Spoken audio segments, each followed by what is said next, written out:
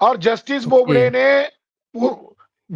बोबड़े ने जो 5 जजेस में एक जज है जस्टिस बोबड़े, उस जस्टिस हम्म। बोबड़े ने रंजन गोगोई की जांच की। और जस्टिस बोबड़े आरएसएस के कार्यकर्ता थे, बाद में जज है। अच्छा।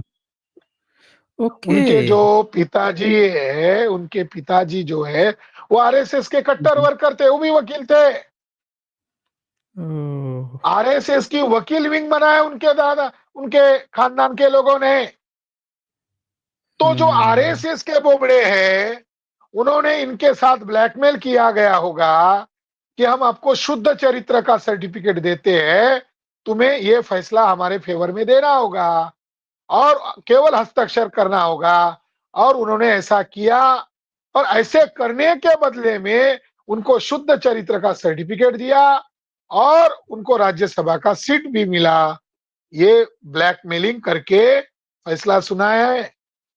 ब्लैकमेलिंग किसने अच्छा, इसके करवाया? बाद से उनको वो, अच्छा, इसके बाद से राज्यसभा का सीट भी मिला है जज को। अरे ये ब्लैकमेलिंग किसने करवाया? मोहन भागवत ने करवाया। जिसको ये ओह। आजादी कह रहे हैं, हम्म। आजादी कह रहे हैं, जजेस को ब्लैकमेल करके फैसला सुनाना ये आजादी है? ये ब्राह्मणत्व का वर्चस्व है। ये विदेशी ब्राह्मणों का भारतीय न्यायपालिका पर डकैती है। जजेस को ब्लैकमेल करके फैसला सुनाना ये न्यायपालिका का मर्डर है। इनके साथ ये व्यवहार किया गया। हम्म। ये जो दूसरे सर न्यायाधीश है जस्टिस चंद्रचूड़, ये तो उनसे हम्म। भी महान निकले। ओह। शायद इनको भी कोई गवर्नर या उनको कोई पद मिल सकता है, शायद कोई डील हुई होगी। कल भविष्य में इनको भी कोई पद मिलेगा तो आश्चर्य की लगने की बात नहीं हो सकती। इन्होंने पुणे हम्म। में जाकर ये बयान दिया कि मैं रात को राम से डायरेक्ट बात करता था। अच्छा। यानी जज पांडे ने काले बंदर को देखकर फैसला सुनाया। ये बात तो आ गई हम्म। सामने। गोगोई को ब्लैकमेल करके राज्यसभा का सीट दिया, मगर चंद्रचूड़ ने तो सीमा ही पार कर दी। और चंद्रचूड़ महोदय ने कहा कि मैं राम से बातचीत करता था और राम से सलाह मशवरा करके ही अयोध्या का मैंने फैसला सुनाया। बताइए, राम जी हद से हो गई, बात कर रहे हैं हद हो तो गई। राम यानी जजेस को इतना नहीं गिरना चाहिए था, गिरना जरूर था, मगर इतने इतने निचले स्तर पर गिरना नहीं चाहिए था। और फिर रिटायर्ड होने के बाद और पलटी खाकर बोले कि हमारे ऊपर प्रेशर आता था और हम प्रेशर में हम्म। फैसले सुनाते थे। क्या अर्थ निकाले? बताइए। भारतीय जुडिशरी के इतिहास में ये 2019 का जजमेंट काला जजमेंट है। सुवर्ण अक्षरों हम्म। में लिखा गया जजमेंट नहीं है। ये धब्बा है, हम्म। कालिक है। भारतीय जुडिशरी के ऊपर इन जजेस को ब्लैकमेल करके श्रद्धा और आस्था के बुनियाद पर आरएसएस के मोहन भागवत के द्वारा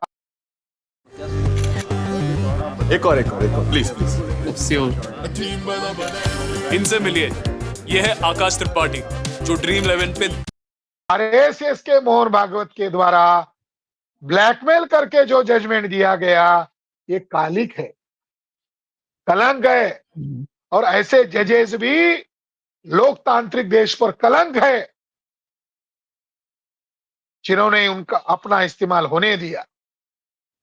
लालच हो, भय हो, डर हो, सुप्रीम कोर्ट सर्वोच्च न्यायालय माना जाता है, जिनके हाथ में सजाए मौत का फैसला देने का अधिकार है, उम्र कैद का फैसला देने का अधिकार है। उन्होंने 150 करोड़ लोगों के साथ धोखा किया है। ऐसे जजेस के ऊपर भारतीय संविधान के अनुसार महाभियोग चलाने का प्रावधान है। मगर राहुल गांधी हम्म। विपक्ष महाभियोग की डिमांड नहीं करेंगे। क्यों नहीं करेंगे? कांग्रेस ने ही राम मंदिर का आंदोलन शुरू किया है। बीजेपी और आरएसएस ने पूरा किया है। 22-23 दिसंबर 1949 को राम की मूर्ति रखवाने का काम पंडित जवाहरलाल नेहरू ने किया। बाबरी मस्जिद में मूर्ति रखवाने का काम पंडित जवाहरलाल नेहरू ने किया। राम मंदिर खड़ा करने के पीछे नेहरू का मकसद था।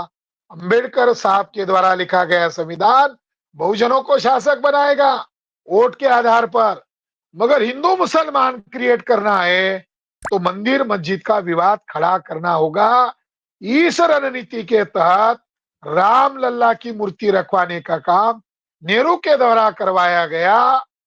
तो राहुल गांधी क्यों आवाज उठाएंगे? मैं तो खुले चुनौती देना चाहता हूं राहुल गांधी को।